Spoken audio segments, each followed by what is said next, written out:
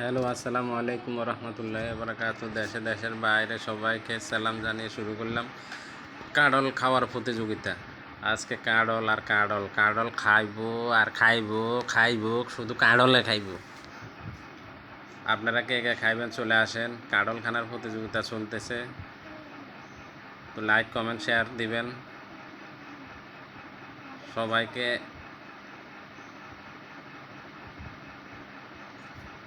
Subscribe করবেন, like comment share করবেন, share দিয়ে আমাদের পাশে থাকবেন, ভিডিওগুলি দেখবেন।